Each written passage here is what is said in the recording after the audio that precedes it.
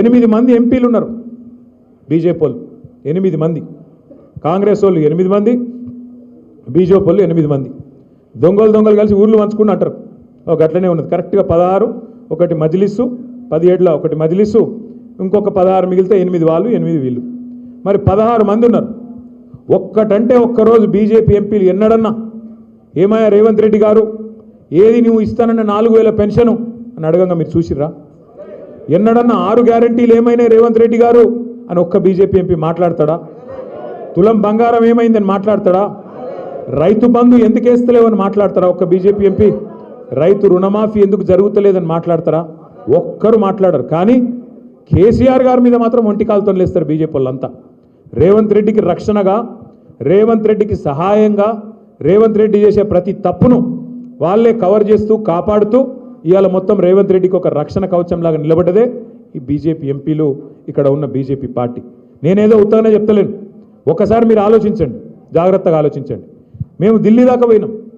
రేవంత్ రెడ్డి గారు ఆయన బావమరిదికి 1137 కోట్ల కాంట్రాక్ట్ ఇచ్చిండు మీ కేంద్ర ప్రభుత్వ స్కీమ్లో.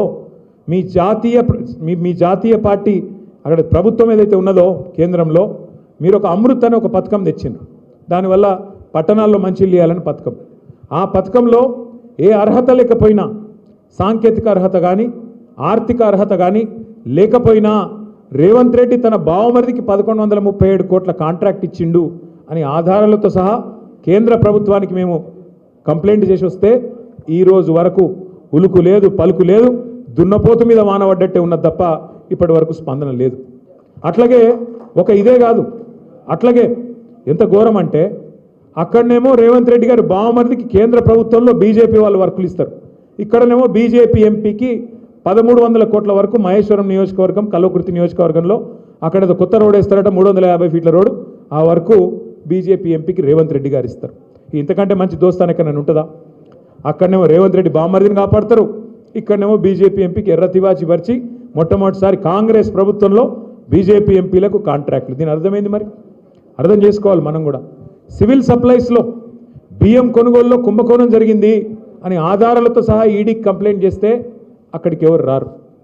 ఏ ఈడీ మాట్లాడది, కేంద్ర ప్రభుత్వం మాట్లాడది, ఒక బీజేపీ ఎంపీ మాట్లాడాడు, ఒక బీజేపీ ఎమ్మెల్యే అంతకంటే మాట్లాడాడు.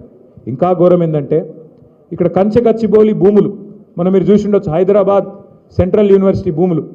అందులో రేవంత్ రెడ్డి గారు దుర్మార్గంగా 100 ఎకరాల అడవిని నరికేస్తుంటే ఇక్కడ ఉన్నోళ్ళు పట్టించుకోలే, ఇక్కడ ఉన్నోళ్ళే చేసినది. ఇక్కడున్న ప్రభుత్వమే అర్ధరాత్రి పోయి బుల్డోజర్లు పెట్టి మొత్తం జంగల్ కొట్టేస్తుంటే సుప్రీంకోర్టు చూసింది. ఇక్కడ ఉన్నోళ్ళు కేంద్ర ప్రభుత్వం వాళ్ళు ఉల్కలేదు, పలకలేదు, ఒక్క బీజేపీ ఎంపీ మాట్లాడాడు. సుప్రీంకోర్టు చూసి సుప్రీంకోర్టు ఒక కమిటీ వేసి ఆ కమిటీ తీర్పు చెప్పింది. ఏమని? ఇందులో 10,000 కోట్ల కుంభకోణం జరిగింది, దీన్ని ప్రత్యేకంగా కేంద్ర ప్రభుత్వం వెంటనే ఒక ఇన్వెస్టిగేటివ్ ఏజెన్సీ ద్వారా పరిశోధించాలి అని రిపోర్ట్ ఇచ్చింది. కానీ రిపోర్ట్ ఇచ్చి 6 నెలలే. కేంద్ర ప్రభుత్వం ఏమైనా చేస్తుందా? చేయదు. ఎందుకు? బడే బాయ్ చోటే బాయ్, బడే మియాతో సుబానలా, చోటే మియా మాషా అల్లా ఏదో అంటారు కదా, ఒక అట్లున్నది కథ ఈరోజు. అంటే పైనున్న ఆయనేమో ఆయన కథ ఆయనది, కిందున్న ఆయన కథ కిందున్న ఆయనది. ఎట్లుంటాయంటే ఇద్దరికి చాలా పోలికలు కూడా ఉన్నాయి. బడా మోడీ చోటా మోడీకి చాలా పోలికలు ఉన్నాయి. పైన బడా మోడీ, ఇక్కడ చోటా మోడీ. పైనున్న ఆయన అంటాడు 2 కోట్ల ఉద్యోగాలు ఇస్తా అన్నాడు. ఎవరు? మోడీ గారు. సంవత్సరానికి 2 కోట్లు. ఇక్కడున్న ఆయన ఏం చెప్పిండు? 2 లక్షల ఉద్యోగాలు ఇస్తా అన్నాడు. ఇక పెద్దోడు పెద్దగా చెప్పాలి, చిన్నోడు చిన్నగా చెప్పాలి. కాబట్టి ఆయన 2 కోట్లు అంటే ఈయన 2 లక్షలు అన్నాడు. ఆయన ఇయ్యలే, ఈయన ఇయ్యలే. ఇప్పుడు మొత్తం ఎవరైనా గట్టిగా మాట్లాడితే మొత్తం ఎక్కడికక్కడ పొలగాన్న లోపలేసుడు, వాళ్ళను నువ్వు మాట్లాడతావా నా మీద అని చెప్పి కేసులు పెట్టుడు, పోలీసు వాళ్ళని ఇంటికి పంపించుడు, బెదిరించుడు, ఇది తప్ప ఇంకోటి శాతనైతే లేదు. అట్లాగే పైనున్న ఆయన ఏం చెప్పిండు? పెద్ద మనిషి 15 లక్షలు ఇస్తా అన్నాడు. అన్నాడా లేదా? మర్చిపోయారు మీరు కూడా. 11 ఏళ్ళు 12 ఏళ్ళు అయిపోయింది కాబట్టి 15 లక్షలు ఇస్తా అన్నాడు. ఈయన 15,000 ఇస్తా అన్నాడు రైతులకు. ఆయన 15 లక్షలు అంటే ఈయన మరి నేను కూడా లక్షలలో మాట్లాడితే బాగుండదని ఎకరానికి 15,000 ఇస్తాను ఈయన కూడా అన్నాడు. అవి రావు ఇవి రావు, 15 లక్షలు రాదు, 15,000 కూడా రాదు.